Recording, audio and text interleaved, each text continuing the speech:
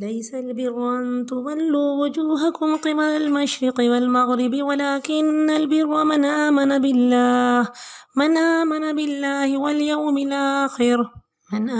بالله واليوم الآخر والملائكة والكتاب والنبيين وآتى المال على حبه ذوي القربى واليتامى والمساكين وابن السبيل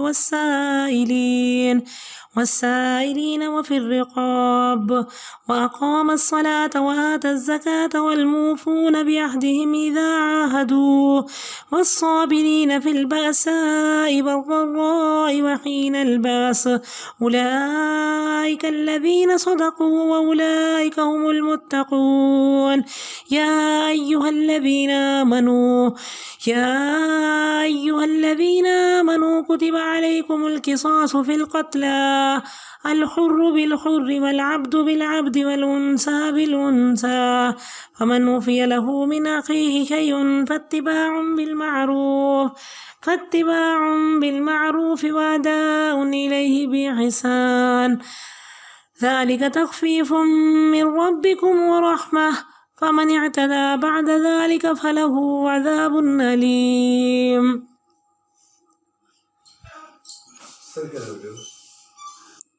ولكم في القصاص حياة يا أولي الألباب لعلكم تتقون. كتب عليكم إذا حضر أحدكم الموت إن ترك خيرا الوصية للوالدين والأقربين بالمعروف حقا على المتقين فمن بدله بعدما سمعه فإنما إثمه على الذين يبدلونه إن الله سميع عليم. فمن خاف من موص جنفا أو إثما فأصلح بينهم فلا إثم عليه إن الله غفور رحيم.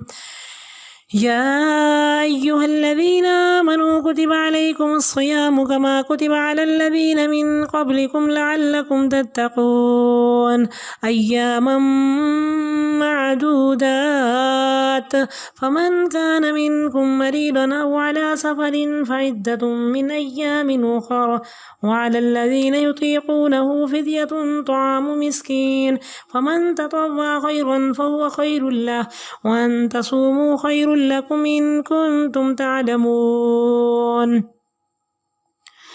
شهر رمضان الذي أنزل فيه القرآن هدى للناس وبينات من الهدى والفرقان فمن شهد منكم الشهر فليصم ومن كان مريضا أو على سفر فعدة من أيام أخر يريد الله بكم اليسر ولا يريد بكم العسر ولتكملوا العدة ولتكبروا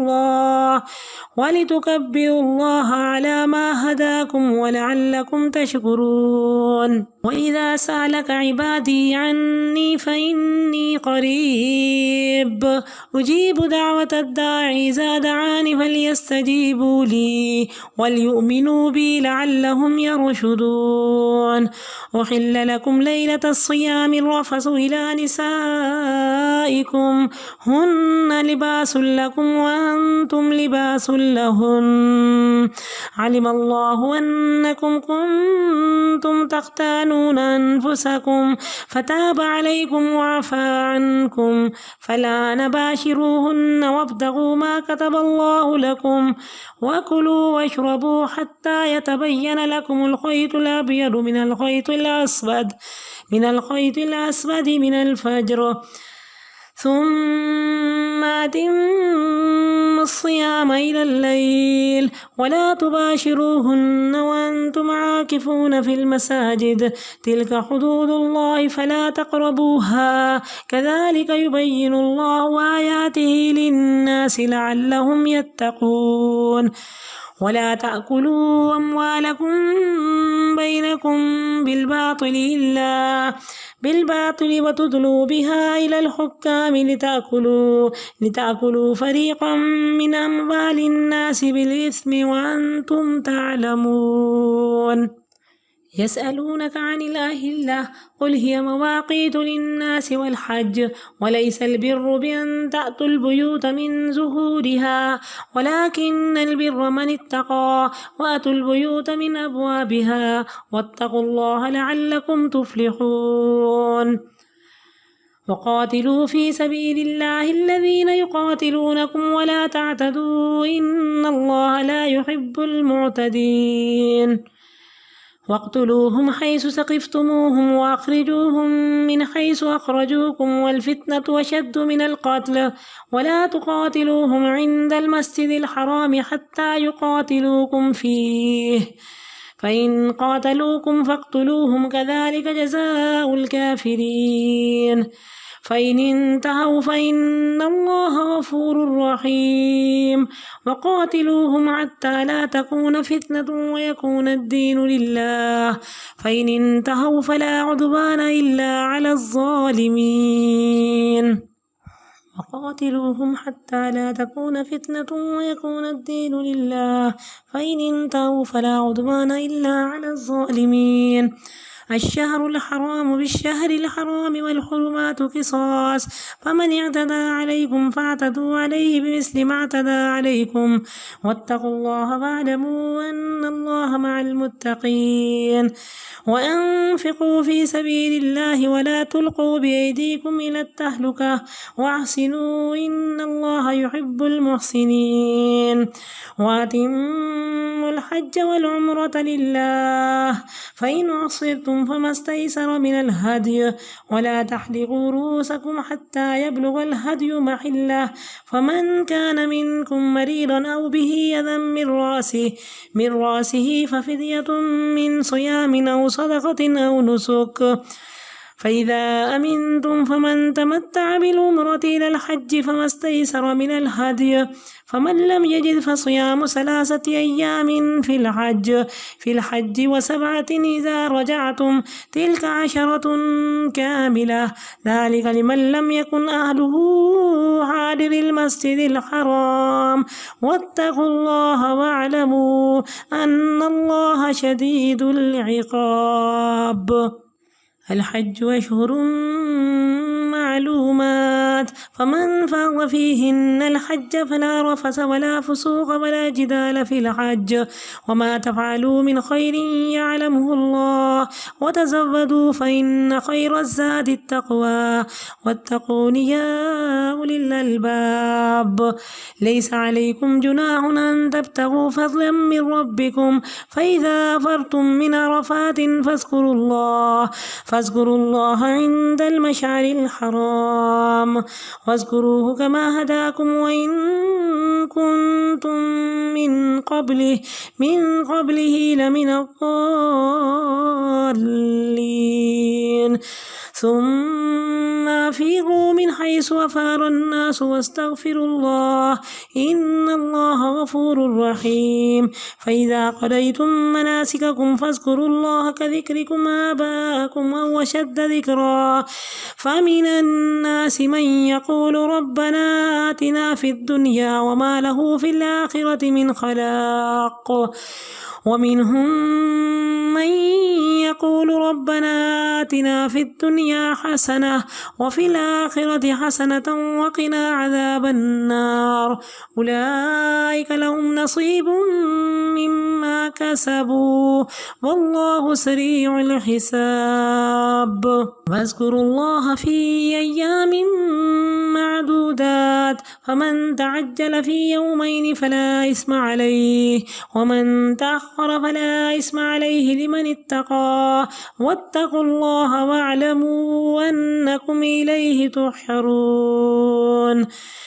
ومن الناس من يعجبك قوله في الحياة الدنيا ويشهد الله على ما في قلبه وهو ألد الخصام وإذا تولى سعى في الأرض ليفسد فيها ويهلك الحرث والنسل والله لا يحب الفساد وإذا قيل له اتق الله أخذته العزة بالإثم فحسبه جهنم ولبئس المهاد ومن الناس من يشري نفسه ابتغاء مرضات الله والله رؤوف بالعباد يا أيها الذين آمنوا ادخلوا في السلم كافة ولا تتبعوا خطوات الشيطان إنه لكم عدو مبين فإن زللتم من بعد ما جاءتكم البينات فاعلموا أن الله عزيز حكيم هل ينظرون إلا أن يأتيهم الله في ظلل من الغمام والملائكة وقضي الأمر وإلى الله ترجع الأمور۔ اب یہ آیت البر ہے، اللہ نیکی کی حقیقت بتا رہے ہیں۔ تو دیکھیں کہ ہمارے اپنے معیار ہیں، لیکن اللہ تعالیٰ نے جو ایک ہمیں کرائیٹیریا دیا، ایک سٹینڈرڈ دیا کہ نیک کس کو کہنا ہے، نیکی کیا ہے، تو اللہ تعالیٰ نے یہاں پہ نیکی کا معیار بتا دیا کہ اصل نیکی یہ ہے۔ یہ عظیم ترین آیت ہے کہ لیس البر ان تولوا وجوہکم قبل المشرق والمغرب، اے لوگوں تم لڑ رہے ہو کہ کس طرف منہ کر کے نماز پڑھو، تو صرف نیکی یہ نہیں کہ تم اپنے چہرے مشرق یا مغرب کی طرف کرو، ولیکن البر، بلکہ نیکی تو اس کی ہے جو اللہ اور آخرت کے دن پر اور فرشتوں پر اور کتاب پر اور انبیاء پہ ایمان لایا۔ سب سے پہلی چیز کہ جب تک کلمہ لا الہ الا اللہ نہیں ہوگا تو نیکی نہیں ہوگی۔ اچھا کام تو ہوگا، اگر کوئی غیر مسلم کرتا ہے وہ اچھا کام ہوگا لیکن نیک کام نہیں ہوگا۔ تو کہا کہ نیکی کا اولین مظہر کیا ہوگا؟ جب نیکی اندر جائے گی، نیکی کا بیج اندر جائے گا تو اب تمہارے اعمال سے، تمہارے اعضاء سے اس کا وہ کیسے ظاہر ہوگی؟ تو سب سے پہلی چیز اللہ تعالیٰ نے حقوق العباد کے بارے میں بتائی کہ اب تمہارا اللہ کی محبت میں مال دینے کو دل کرے گا۔ وَآتَ الْمَالَ عَلَىٰ حُبِّهِ، اب اس نیکی کا مظہر کیا ہوگا؟ ہمدردی ہوگی تمہاری نیچر میں، اور تم مال کو دو گے اللہ کی محبت کی وجہ سے، یا مال کی محبت تمہارے رگ و پے میں اللہ نے سرایت کر دی، لیکن تم کیا کرتے ہو؟ اللہ کے حکم کو دیکھتے ہو اور مال کو دینا شروع کر دیتے ہو۔ سب سے پہلا حق اللہ نے کیٹیگریز بھی بتا دی کہ سب سے پہلا حق رشتہ داروں کا ہے۔ تو سب سے بڑی نیکی انسانی ہمدردی اور خدمت خلق کی نیکی ہے۔ تو کہا رشتہ داروں کو، پھر یتیموں کو، پھر مسکینوں کو اور مسافروں کو اور سوال کرنے والوں کو، اور گردنیں چھڑانے میں، یعنی کسی پہ سودی قرضہ ہے یا کسی قیدی کو اگر تم چھڑانے میں مال خرچ کرتے ہو تو یہ سب نیکی کے کام ہیں۔ اب حقوق اللہ کی بات ہو رہی ہے کہ نماز قائم کرے، زکوٰۃ ادا کرے۔ اب تیسری چیز کیا ہے کہ وعدوں کو پورا کرتے ہیں جب بھی کسی سے وعدہ کریں۔ نبی اکرم صلی اللہ علیہ وسلم نے جب بھی خطبہ دیا تو آپ نے فرمایا کہ لا دین لمن لا عہد لہ، اس شخص کا دین ہی نہیں جو وعدے کا پاس نہیں کرتا۔ تو ہم دیکھیں کن کن طریقوں سے وعدے توڑتے ہیں۔ اب اس کو دیکھ لیں کہ جب انسان کے اندر کلمہ لا الہ الا اللہ جاتا ہے تو ایک درخت نکلتا ہے، اور وہ درخت کا سب سے بڑا تنا جو ہے وہ خدمت خلق کا ہے، پھر عبادات کا ہے، اور پھر ایفاء عہد کا ہے، اور چوتھا والصابرین فی البأساء، اور صبر کرتے ہیں سختیوں میں اور تکلیفوں میں اور جنگ کے وقت۔ یہی وہ لوگ ہیں جو سچے لوگ ہیں، اور یہی ہیں جو کہ متقی ہیں۔ تو اللہ تعالیٰ نے سچے لوگوں کا بھی بتا دیا کہ یہ راست باز لوگ ہیں، سچے لوگ ہیں، اور یہی اللہ سے ڈرنے والے ہیں۔ تو نیکی کے بارے میں اللہ تعالیٰ نے بتا دیا۔ اب دیکھیں کہ نبی اکرم صلی اللہ علیہ وسلم کو جوامع الکلم دیے گئے۔ آپ تھوڑے الفاظ میں بہت کچھ بتا دیا کرتے تھے، چند لفظوں میں معانی اور حکمتوں کا سمندر ہوتا تھا۔ آپ نے فرمایا کہ البر حسن الخلق، نیکی کیا ہے؟ اچھا اخلاق ہی نیکی ہے۔ نبی اکرم صلی اللہ علیہ وسلم نے فرمایا کہ تبسمک فی وجہ اخیک صدقہ، تیرا اپنے بھائی کو مسکرا کر دیکھنا یہ بھی صدقہ ہے اور یہ بھی نیکی ہے۔ اب یہ پورا اللہ تعالیٰ نے انسانی کیریکٹر کا، انسانی شخصیت کا حیولہ ہمیں بتا دیا کہ نیک انسان کیسا ہوتا ہے۔ کہ دیکھیں جیسے ٹپ آف آئس نظر آتی ہے اور نیچے برف کا پہاڑ ہوتا ہے، تو اللہ کی راہ میں دینے والا وہ نظر آتا ہے، وہ ٹپ آف آئس نظر آئی۔ نیکی سے انسان کو فرحت ملتی ہے اور برائی سے تنگی اور انتشار انسان کے اندر ہوتا ہے۔ نبی اکرم صلی اللہ علیہ وسلم نے فرمایا کہ اذا سرت کا حسنتک وساءت کا سیئتک فانت مومن، جب تمہیں نیکی کے کام اچھے لگیں اور برائی کے کام تمہیں برے لگیں تو سمجھ لے کہ تو مومن ہے۔ تو نیکی سے ایمان بڑھتا ہے، فطرت میں اللہ تعالیٰ نے نیکی رکھ دی، اور معاشرہ بھی بتاتا ہے کہ یہ نیکی ہے، یہ برائی ہے، کہ فَأَلْهَمَهَا فُجُورَهَا وَتَقْوَاهَا، تو اللہ تعالیٰ نے ہر انسان کے اندر نیکی اور برائی کی پہچان رکھ دی ہے۔ آپ نے ایک شخص کو کہا کہ نیکی کے بارے میں پوچھنے آئے ہو تو اس تفت قلبک اپنے دل سے پوچھ لو۔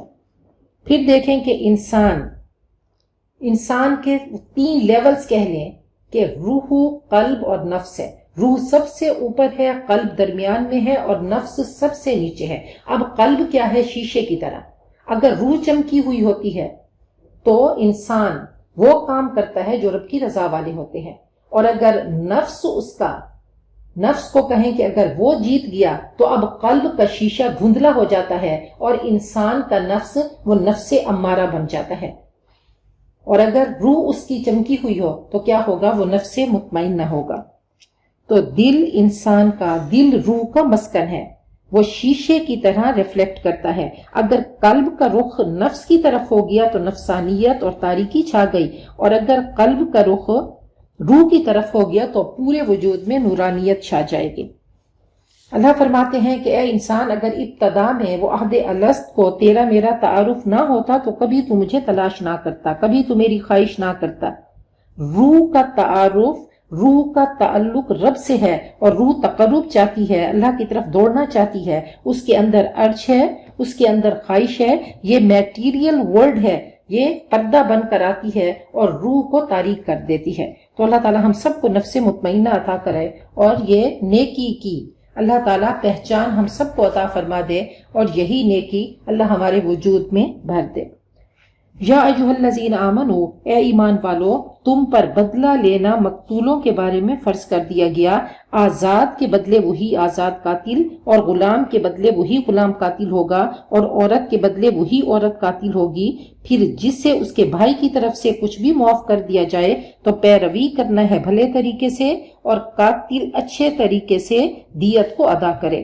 یہ کمی ہے، آسانی ہے تمہارے رب کی طرف سے، اور رحمت ہے۔ جو زیادتی کرے اس کے بعد تو اس کے لیے دردناک عذاب ہے۔ نبی اکرم صلی اللہ علیہ وسلم ایک مکمل شریعت لے کر آئے تو 3 چیزیں ہیں۔ اگر کسی سے قتل ہو گیا تو قتل کرنے والا ہی اس کے بدلے میں قتل کیا جائے گا۔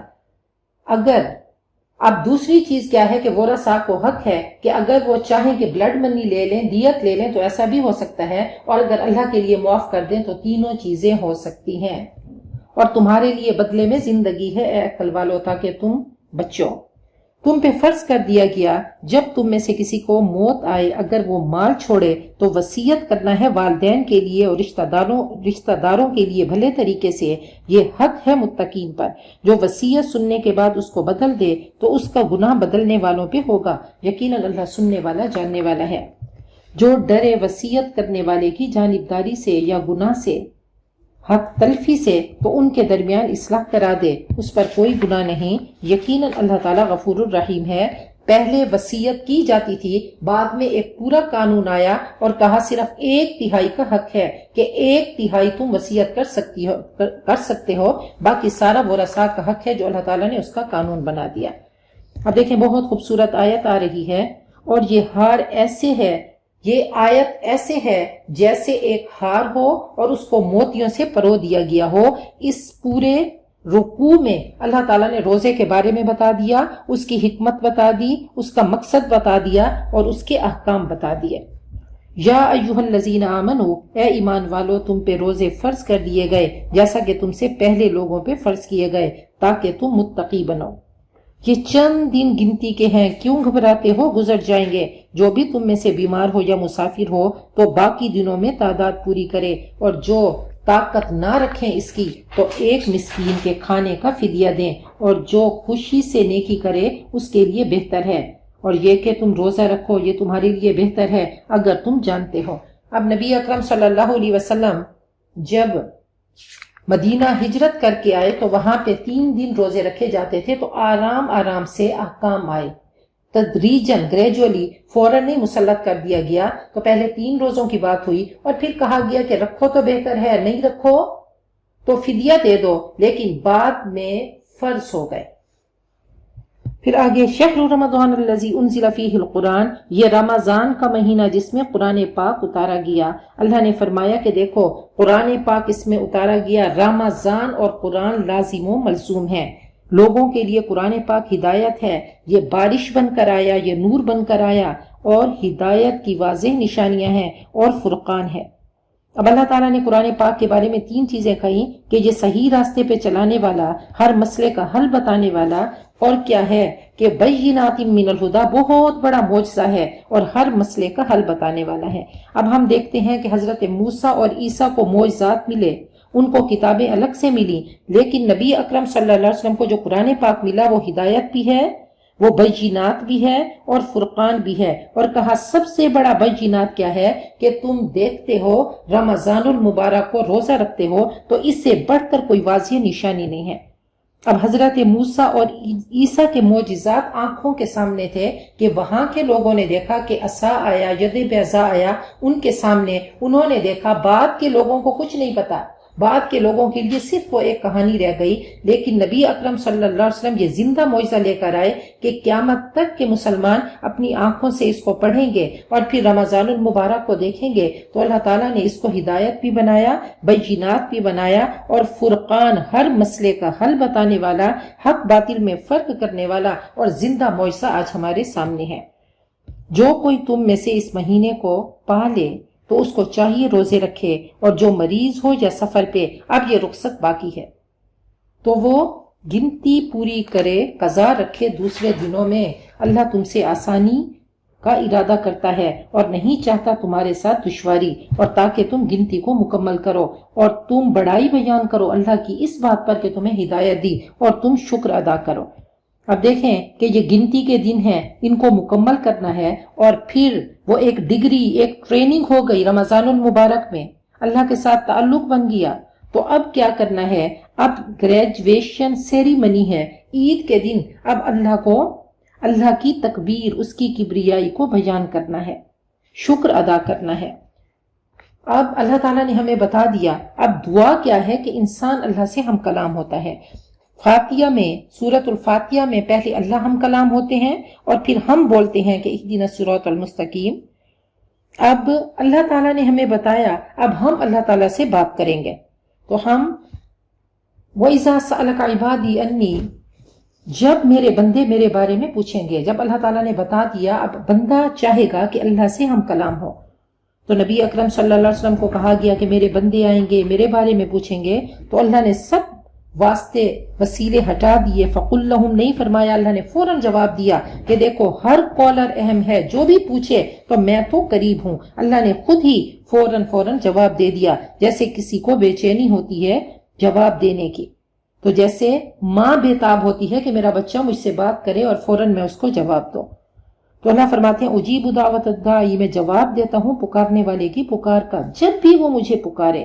تو بندوں کو بھی چاہیے کہ وہ میری بات مانیں اور مجھ پر اعتماد کریں تاکہ وہ ہدایت پائیں۔ دیکھیں اللہ نے یرشدون کہا، وہ رشد جو کہ خلافت راشدہ میں تھی، تو کہا کہ تم بھی انہی میں شامل ہو جاؤ گے، تم بھی راشد بن جاؤ گے اگر اللہ کی مانو گے۔ پھر اللہ نے فرمایا اب احکام ہو گئے کہ احکامات کی طویل آیت آ گئی کہ تمہارے لیے روزے کی رات تمہارا بیویوں کے پاس جانا حلال کر دیا گیا، پہلے حرام تھا اب حلال ہو گیا۔ وہ تمہارے لیے لباس ہیں اور تم ان کے لیے لباس ہو۔ جیسے لباس زینت دیتا ہے، جیسے عیب چھپاتا ہے، جیسے حفاظت کرتا ہے، جیسے تمہیں خوبصورتی دیتا ہے، جیسے تم اپنے لباس کا خیال کرتے ہو، اس کو داغ دھبے نہیں لگنے دیتے، تو ایسے ہی میاں بیوی ایک دوسرے کے لیے تم لباس کی طرح ہو اور اپنے ایک دوسرے کا ایسے ہی خیال کرو۔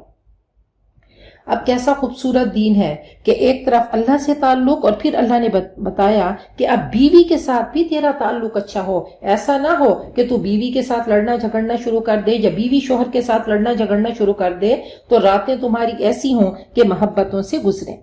اللہ نے جان لیا کہ تم اپنے آپ کے ساتھ خیانت کرتے تھے، پھر اللہ تم پہ مہربان ہوا، اس نے تمہارا قصور معاف کر دیا، اب تم ان سے مباشرت کر سکتے ہو، اور تم تلاش کرو جو اللہ نے تمہارے مقدر میں لکھا، یعنی اولاد، اور کھاؤ پیو یہاں تک کہ واضح ہو جائے تمہارے لیے سفید دھاگا کالے دھاگے سے فجر کے وقت، پھر روزے کو رات تک پورا کرو، اور نہ تم ان سے مباشرت کرو جبکہ تم مسجدوں میں اعتکاف بیٹھے ہو، یہ اللہ کی حدیں ہیں، ان کے قریب مت جاؤ۔ ایسے ہی اللہ اپنی آیات لوگوں کے لیے بیان کرتا ہے تاکہ وہ بچ جائیں۔ اب دیکھیں، تقوی بیج ہے اور قرآن پاک بارش ہے۔ جب تقوی کا بیج اندر جائے گا، جب روح پر نور ہوگی، قرآن پاک کی بارش برسے گی تو اللہ تعالیٰ فصل اگائے گا، اور فصل اگے گی تو انسان کا حلال کرنے کو دل کرے گا۔ تو اللہ نے فرمایا اس کا ٹیسٹ کیا ہے، تقوی کا اصل کیا ہے، وَلَا تَأْكُلُوا أَمْوَالَكُمْ بَيْنَكُمْ بِالْبَاطِلِ، اور اپنے مال آپس میں غلط طریقے سے مت کھاؤ، اور مت لے جاؤ اس کو حکام کی طرف، یعنی رشوت مت دو تاکہ تم کھاؤ لوگوں کے مالوں کا ایک حصہ گناہ کے ساتھ جان بوجھ کر۔ اگر تم حرام کھا رہے ہو تو سمجھ لو کہ تقوی نہیں ہے، یہ ٹریننگ میں تم نے حلال چھوڑا تو اب حرام بھی چھوڑ دو۔ رمضان المبارک میں اللہ نے تمہیں حلال چھڑوا دیا کہ اللہ کی محبتوں میں تم کھانا پینا جائز چھوڑ دیتے ہو، تو اللہ نے فرمایا بس اب ٹریننگ ہو گئی، اب تم حرام چھوڑ دو۔ وہ آپ سے چاند کے بارے میں پوچھتے ہیں، کہہ دو وہ وقت بتانے کا ذریعہ ہے، تاریخ اور وقت معلوم کرنے کے لیے ہے، اور خاص طور پہ حج کے بارے میں۔ اور نیکی یہ نہیں کہ تم گھروں میں اس کے پچھلے طرف سے آؤ، بلکہ نیکی وہ ہے جو اللہ سے ڈرتا ہے، اور تم گھروں میں دروازوں کی طرف سے آؤ، اللہ سے ڈرتے رہو تاکہ تم کامیاب ہو جاؤ۔ اب عرب کے لوگوں نے خود ساختہ کچھ عقیدے گھڑ رکھے تھے کہ جب احرام باندھتے تو وہ گھر میں آنا ہوتا تو دیوار پھلانگ کے آتے، تو اللہ نے فرمایا ایسا کچھ نہیں، یہ کوئی نیکی نہیں ہے، صحیح طریقے سے گھر میں آؤ۔ وقاتلوا، اور جنگ کرو اللہ کی راہ میں ان لوگوں سے جو تم سے جنگ کریں، اور زیادتی مت کرو کیونکہ اللہ زیادتی کرنے والوں کو پسند نہیں کرتا۔ مکہ میں تھے تو اللہ کا حکم آیا کہ تم ابھی کمزور ہو، کفوا ایدیکم، مار کھاتے رہو لیکن ہتھیار نہیں اٹھاؤ۔ اب جب پاور آئی تو کہا کہ اپنا ڈیفینس کر سکتے ہو، اگر کوئی تم سے جنگ کرے تو تم اس کا جواب دے سکتے ہو۔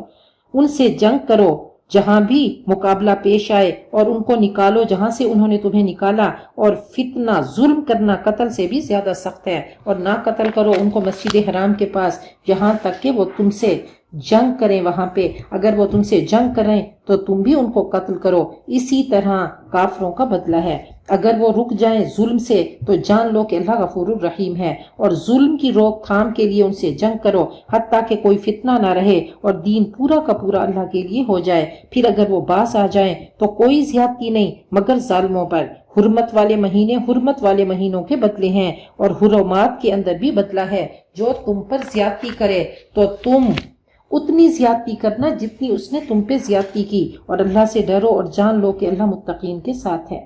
اگر کفار حرمت کا خیال رکھیں تو تم بھی رکھو، ورنہ تو تم بھی ان کو عبرتناک سبق سکھاؤ۔ اور اللہ کی راہ میں خرچ کرو اور اپنے ہاتھ ہلاکت میں مت ڈالو، اور احسان کرو، یقیناً اللہ احسان کرنے والوں کو پسند کرتا ہے۔ اور حج اور عمرہ اللہ کے لیے پورا کرو، اگر تم روک لیے جاؤ تو جو قربانی میسر ہو اسے کر ڈالو، یعنی عمرے کا احرام باندھا اور تمہیں نہیں جانے دیا گیا عمرے کے لیے تو دم احصار دینا ہوگا، اور قربان اور نہ مڈواؤ اپنے سر حتیٰ کہ قربانی اپنے قربان گاہ کو پہنچ جائے۔ جو تم میں سے بیمار ہو یا اس کو تکلیف ہو اس کے سر میں تو فدیے کے طور پر 3 روزے رکھے، یا صدقہ دے، یا پھر 1 بکری کی قربانی کرے۔ پھر جب تم امن کی حالت میں آ جاؤ تو جو عمرے کا حج سے قبل فائدہ اٹھائے تو وہ قربانی پیش کرے جو بھی اسے میسر ہو۔ جس کو قربانی نہ ملے تو وہ 3 دن کے روزے ایام حج میں رکھے، اور ساتھ گھر پہنچ کر یہ پورے 10 ہو گئے۔ یہ حکم ان لوگوں کے لیے ہے جن کے گھر بار مسجد حرام کے پاس ہیں، اور اللہ سے ڈرو اور جان لو کہ اللہ سخت عذاب دینے والا ہے۔ حج کے مہینے مقرر ہیں، جو بھی ان میں حج کو لازم کر لے تو دوران حج نہ شہوت کی بات کرنی ہے، نہ ہی فسق و فجور کی، اور نہ لڑائی جھگڑے کی، اور جو کوئی تم میں سے نیک کام کرے گا تو اللہ اس کو جانتا ہے۔ اور پیسہ ساتھ لے کر چلا کرو، اور یاد رکھو یقیناً بہترین زاد راہ تقوی ہے۔ پھر دیکھیں قرآن پاک کی تھیم تقوی کے حج کا مقصد کیا ہے؟ تقوی۔ اللہ کا خوف ہوگا تو لڑائی جھگڑا نہیں کرو گے، واویلا نہیں کرو گے، تو یہ دنیاوی ساز و سامان اسباب لے کر چلنا ہے، پیسہ لے کر جانا ہے، ضرورت کا سامان لے کر جانا ہے، اور دل میں تقوی کو بھی رکھ کے جانا ہے، تو انشاءاللہ اعضاء سے تقوی نظر آئے گا۔ اور میری نافرمانی سے پرہیز کرو اے عقل والو، تم پر کوئی مذائقہ نہیں کہ تم اپنے رب کا فضل تلاش کر سکتے ہو، وہاں جا کے تجارت کر سکتے ہو۔ پھر جب تم عرفات سے لوٹو تو اللہ کا ذکر کرو مشعر حرام کے پاس، یعنی مزدلفہ میں اللہ کا ذکر کرو، اور اس کا ذکر کرو جیسا اللہ نے تم کو بتایا، اپنے خود ساختہ طریقے ایجاد نہ کرو، اور یقیناً اس سے پہلے تو تم گمراہ لوگوں میں سے تھے۔ پھر پلٹو جہاں سے لوگ پلٹتے ہیں، اور اللہ کی بارگاہ میں بخشش طلب کرو، یقیناً اللہ غفور الرحیم ہے۔ اب عرب کے لوگ عرفات میں نہیں جاتے تھے، وہ کہتے تھے ہم سردار ہیں، اور مزدلفے سے واپس آ جاتے تھے۔ جب تم حج کے ارکان پورے کر لو تو اللہ کا ذکر ایسے کرو جیسا کہ تم اپنے آباء و اجداد کا کرتے ہو، بلکہ اس سے بھی زیادہ شدومت کے ساتھ۔ لوگوں میں سے کچھ وہ ہیں جو کہتے ہیں اے ہمارے رب ہمیں دنیا میں عطا کر، ایسے شخص کے لیے آخرت میں کوئی حصہ نہیں۔ اور کچھ وہ ہیں، اور اللہ نے مانگنے کا طریقہ سلیقہ بھی سکھا دیا کہ یاد رکھو ایسے مانگا کرو کہ جب بھی مانگو تو کہو اے ہمارے رب دے ہمیں دنیا میں ہر طرح کی بھلائیاں۔ اب حسنہ میں ایمان بھی ہے، علم بھی ہے، روزی بھی ہے، صحت، اخلاق، ہدایت، نیک اولاد، نیکی کی توفیق، اور آخرت میں جزا سب آ جاتا ہے۔ اور آخرت میں بھی اللہ حسنہ ہر طرح کی بھلائیاں عطا فرما، اور ہمیں جہنم کے عذاب سے بچا۔ انہی لوگوں کے لیے حصہ ہوگا اس میں سے جو انہوں نے کمایا، اور اللہ جلد حساب چکانے والا ہے۔ اور اللہ کا ذکر کرو گنتی کے چند دنوں میں، جو ان 2 دنوں میں جلدی کرے تو اس پر بھی کوئی حرج نہیں، اور جو تاخیر کرے تو اس پر کوئی حرج نہیں۔ شرط یہ ہے کہ تقوی کی دولت سے مالا مال ہو۔ اللہ سے ڈرو اور جانو کہ تمہاری پیشی ہونے والی ہے رب کی بارگاہ میں۔ اور لوگوں میں سے اب اللہ تعالیٰ نے کچھ 2 کیریکٹر ہمیں دکھا دیے اور کہا کہ اپنے آپ کو تلاش کرو۔ اور لوگوں میں سے کوئی شخص ایسا بھی ہے کہ آپ کو اس کی باتیں دنیا کی زندگی میں بھلی معلوم ہوتی ہیں۔ یہ اخنس بن شریق کا ہے کہ وہ نبی اکرم صلی اللہ علیہ وسلم کے پاس آتا اور گفتار کا غازی، ایسی باتیں کرتا، میٹھی باتیں کرتا، تو اللہ نے اس کا کیریکٹر واضح کر دیا، کہا یہ جھوٹا اور بے ایمان اور جھگڑالو ہے۔ آپ کے سامنے آتا ہے تو اس شکل میں آتا ہے، 2 رخ ہے۔ وَيُشْهِدُ اللَّهَ، اور اللہ گواہی دیتا ہے کہ جو کچھ اس کے دل میں ہے وہ سخت بغض رکھنے والا اور بحث کرنے والا ہے۔ اور جب اس کو اقتدار حاصل ہوتا ہے تو وہ زمین میں کوشش کرتا ہے کہ فساد کرے، اور وہ کھیتی اور نسلوں کو تباہ کر دے، اور اللہ فساد کو پسند نہیں کرتا۔ اور جب اس سے کہا جاتا ہے کہ اللہ سے ڈر تو اسے جھوٹی عزت نفس گناہ پہ جما دیتی ہے، اسے جہنم کافی ہے اور برا ٹھکانہ ہے۔ اور لوگوں میں سے ایک شخص وہ بھی ہے جو بیچ دیتا ہے اپنے آپ کو اللہ کی رضا کے لیے۔ یہ خوش نصیب حضرت صہیب رومی تھے، ہجرت کر کے جا رہے تھے کہ کفار نے راستے میں روک لیا، تمام تیر نکالے اور کہا تیروں میں ماہر ہوں، لیکن سارا مال لے لو، میرا راستہ چھوڑ دو۔ نبی اکرم صلی اللہ علیہ وسلم کے پاس پہنچے تو خالی ہاتھ تھے۔ آپ نے استقبال کیا اور فرمایا رابح البیع، بہترین تجارت کر کے تو آیا کہ اللہ کے لیے سب چھوڑ کے آیا۔ اور اللہ تعالیٰ بندوں پر شفقت فرمانے والا ہے۔ اے ایمان والو، اسلام میں پورے کے پورے داخل ہو جاؤ اور نہ پیروی کرو شیطان کے قدموں کی، یقیناً وہ تمہارا واضح دشمن ہے۔ اگر تم ڈگمگا گئے اس کے بعد کہ تمہارے پاس واضح نشانیاں آ چکی ہیں تو جان لو اللہ زبردست حکمت والا ہے۔ کیا وہ منتظر ہیں کہ اللہ آ جائے ان پر بادلوں کے ساؤں میں، اور فرشتے آئیں اور فیصلہ چکا دیا جائے، اور یقیناً اللہ کی طرف تمام معاملات لوٹائے جاتے ہیں۔